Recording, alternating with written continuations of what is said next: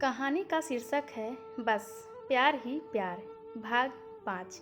अगली शाम को मैं मिनी स्कर्ट टॉप पहनकर ड्रेसिंग टेबल के सामने आई तो मम्मी भी वहां पहुंच गई। मुझे मिनी स्कर्ट टॉप में देखते ही वह मुझ पर बिगड़ती हुई बोली, मिनी स्कर्ट टॉप पहनकर कहाँ जाने की तैयारी हो रही है? तुम्हें मैं बताना भूल गई मम्मी, माधुरी की बहन की आज शादी है, मैं वहीं जा रही हूँ। यह कहते कहते मैं मुस्कुरा पड़ी। शादी में जाना है तो कोई ढंग के कपड़े तो पहन लो। मम्मी यह कहते कहते गुस्सा हो गई। तो क्या यह कपड़ा बेढंगा है? तुम भी मम्मी हद करती हो, मैं तो इसे ही पहन कर जाऊंगी। मैंने झिड़कते हुए जवाब दिया, ना जाने तुम्हें समझ कब आएगी। तुम्हारे इतने मोटे मोटे जांघ मिनी स्कर्ट से झांक रहे हैं, कोई देखेगा तो क्या सोचेगा? क्या तुम अपनी टांगों का प्रदर्शन करने जा रही हो? मम्मी के यह कहते ही मेरा मूड खराब हो गया। मैं उसे आंखें दिखाते हुए बोली, कोई देखेगा तो अपनी आंखों से ही ना, मुझे लूट या खा तो नहीं लेगा। मैं अगर सच बोल दूंगी तो। मैं यह कहते कहते अचानक ही चुप हो गई। मैंने देखा मम्मी का चेहरा सफ़ेद पड़ गया था। उसके चेहरे पर फैला गुस्सा सिमट कर गायब हो गया था। वह नरम पड़ते हुए बोली, तुम तो बेवजह ही नाराज़ हो गई बेटी। मम्मी एकदम से ही बदल गई। मैं चुपचाप दरवाजे से बाहर हो गई। रास्ते भर मैं यही सोचती रही, इंसान की कमजोरी जब उजागर हो जाती है तो वह कितना निर्बल पड़ जाता है। अपनी संतान से भी हर पल दबकर रहने लगता है। मम्मी की स्थिति कुछ ऐसी ही है। मम्मी की ही क्यों, जिनके भी भेद खुल जाते हैं उनकी स्थिति ऐसी ही हो जाती है। वे दब्बू और कमज़ोर बन जाते हैं। तभी माधुरी का घर आ गया। दरवाजे पर ही देवगन खड़ा था। मैं सहम कर खड़ी हो गई।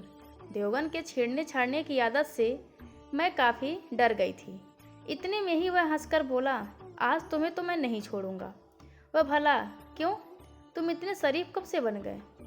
मैं यह कहती हुई दरवाजे में आई तो बिजली की रोशनी में मेरा ही नहीं, उसका भी चेहरा दमक उठा। देवगन मेरे हाथों को सहलाते हुए बोला, तुम्हें छेड़कर मुझे तुम्हें खोना है क्या? मैं अचानक ही मुस्कुरा पड़ी। मर्दानी बाहों के स्पर्श का लाजवाब स्वाद तो मैं कब का चख चुकी थी। देवगन के हाथों का स्पर्श पाते ही मैं भीतर ही भीतर सिहर उठी। देवगन को शायद मेरी मन स्थिति का अनुमान नहीं था। तभी माधुरी कुछ दूरी पर खड़ी नजर आई। मैंने उससे अपना हाथ छुड़ाकर वहां चली गई जहां माधुरी खड़ी थी। मुझे देखते ही माधुरी चहक पड़ी। मैंने तो सोचा था कि तू आएगी ही नहीं। इसी बीच उसकी माँ ने उसको आवाज़ देकर अपने पास बुला लिया। मैं वहां से सीधे ड्राइंग रूम में आ गई। फिर अचानक ही मेरे दिमाग में आया कि क्यों ना मैं नाखून पॉलिश कर लूँ। सामने ही ड्रेसिंग टेबल पर नाखून पॉलिश की शीशी रखी हुई थी। मैं ड्रेसिंग टेबल की ओर बढ़ गई। तभी मेरी एक हल्की सी चीख निकल गई। न जाने देवगन वहाँ अचानक कहाँ से प्रकट हो गया। वह मेरी चीख सुनकर काफ़ी घबराया हुआ था। जब बात उसकी समझ में नहीं आई तो वह बोला, क्या हुआ? मेरे पाँव में शीशे का टुकड़ा चुभ गया था। देखते ही देखते खून से मेरा पाँव लथपथ हो गया। देवगन गुस्से से बड़बड़ाया, ये माधुरी की बच्ची पागल हो गई है, कांच का गिलास भी तोड़ गई और यूं ही छोड़ भी गई। यह कहते कहते उसने मुझे अपनी गोद में उठाकर पलंग पर बैठा दिया और रुई में डिटॉल लेकर जहां कांच चुभा था वहां रुई का फाहा रख दिया। कांच मामूली ही चुभा था। मैं सोचने लगी, क्या देवगन मुझे उतनी ही खुशी दे सकता है जितना उस युवक ने उस रात में दिया था? वैसे देवगन मुझ पर मुग्ध तो था। तभी देवगन बोला, ठहरो, मैं तुम्हारे लिए चाय लेकर आता हूँ। यह हवा की तरह गया और एक कप चाय लेकर आ गया। मैं बरबस ही हंस पड़ी। तुम्हारी चाय कहाँ है? यहीं कहीं है।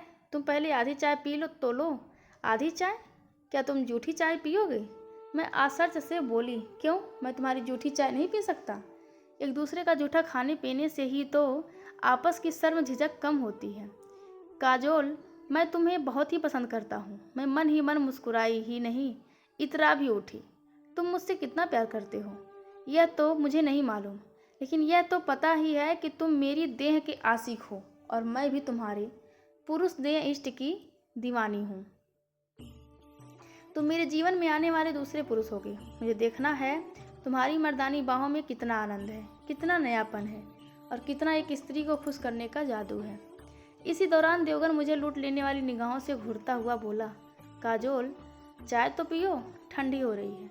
मैं मंद मंद मुस्कुराती हुई चाय पीने लगी। अभी मैंने आधी चाय ही पी थी कि उसने मेरे हाथ से कप छीन लिया और बोला, तुम्हारे होठों का स्पर्श पाकर चाय कितनी स्वादिष्ट हो गई है।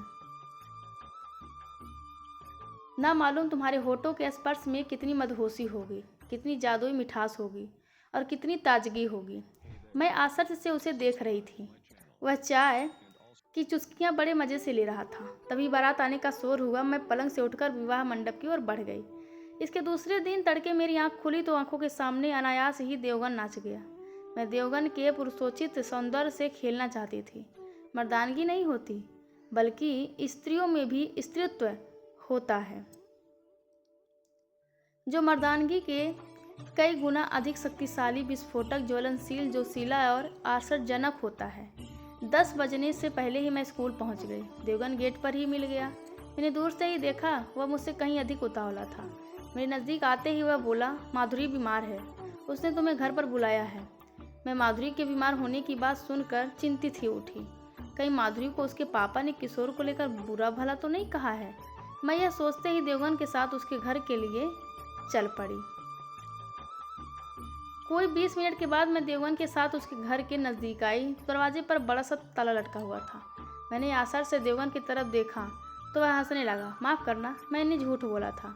हकीकत तो यह है कि माधुरी दीदी के साथ उसकी ससुराल गई है और मम्मी पापा शहर से बाहर हैं। तो फिर तुम्हें झूठ बोलने की क्या ज़रूरत थी? और तुम यह ताला खोलोगे कैसे? मैं कहते कहते चिंतित हो उठी। इस ताले की चाबी तो मेरी जेब में है और झूठ तो थोड़ा बहुत बोलना ही पड़ता है। यह कहकर उसने ताले में चाबी लगा दी। ताला खुलते ही उसने बड़ी फुर्ती से दरवाज़ा खोल दिया। हम दोनों अंदर आ गए, फिर दरवाज़ा बंद कर दिया। बेडरूम में आते ही देवगन ने अलमारी से इत्र का एक शीशी निकाली और मेरे अंगों पर स्प्रे कर दिया। न जाने वह कैसा इत्र था। मेरे शरीर में उसकी खुशबू समाते ही मैं मदहोश हो गई और देवगन की बाहों में समाने के लिए मचल उठी। तभी वह जोर से हंसा। इसे मैं सेक्सी इत्र कहता हूँ। पापा को मैंने मम्मी के शरीर पर स्प्रे करते हुए कई बार देखा है। वह भी इसे सेक्सी या मदहोश कर देने वाला इत्र ही कहते हैं। यह कहते कहते उसने पूरे बिस्तर पर स्प्रे कर दिया। पूरा कमरा मदहोशी के आलम में डूब गया था। बाहर की हवा भी आएगी तो सुगंधित हो उठेगी। यह सुनकर मैं हल्की सी मुस्कुराई, फिर बिस्तर पर निढाल पड़ गई। देवगन बोला, आज गर्मी बहुत है, कपड़े तो उतार दो। हाँ, गर्मी तो है, कहते हुए मैंने कपड़े उतार दिए। देवगन शांति से कहाँ बैठने वाला था। वह झुककर मेरे तलवों को चाटने लगा। मैं चाहकर भी अपने पैर खींच ना सकी। शुरू में तो बड़ा ही अजीब सा लगा, लेकिन धीरे धीरे मुझे अच्छा लगने लगा। मैं बुदबुदाई, कहने को तो बहुत है। पुरुष कहते हैं कि स्त्रियां मर्दों के पाँव की धूल हैं, पर क्या ये झूठ नहीं बोलते? यहाँ तो मेरे पाँवों की धूल देवगन ही बना है। तभी अचानक मैं उचक सी गई। देवगन ने मेरी पाँवों को चूमते हुए आगे की ओर बढ़ता जा रहा था। मैं तो उसकी इस दीवानगी को देखकर पागल हुई जा रही थी। हंसती हुई मैं बोली, अरे बुद्धू, तुमने यह सब कहाँ से सीखा है? मैंने पापा को ऐसा करते देखा है, तो तुम ताक झाक भी करते हो? बड़े नटखट हो। और तुम क्या कोई कम हो? यह कहते कहते वह मेरे बच्चों पर जीभ गोल गोल चुमाने लगा। मैं एक अजीब सी पीड़ा से सितकार उठी और उछल कर उसे अपनी बाहों में भींच लिया। वास्तव में ही तुम इस कला के पारखी हो, काफ़ी मर्मज्ञ हो।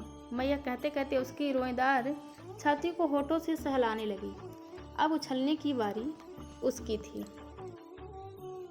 वह जोर से मुझ पर उछला और मेरी छाती को दांतों में लेकर गुदगुदाने लगा। मैंने एक सितकार ली और प्यार की गहराइयों में डूबने उतरने लगी। हम दोनों को ही कोई होश नहीं था। हम इतने आक्रामक हो गए थे कि मधुर स्पर्श ने नोच खरोच का रूप ले लिया था। इस घात प्रतिघात में भी एक आनंद था। मेरे संपूर्ण बदन में फैली पड़ी गुदगुदी को नोच खरोच की क्रियाएं ही काबू में रखी हुई थी। तभी देवगन अचानक शांत पड़ गया। मैं तो पहले से ही निढाल पड़ गई थी। आगे की कहानी नेक्स्ट पार्ट में सुनिए।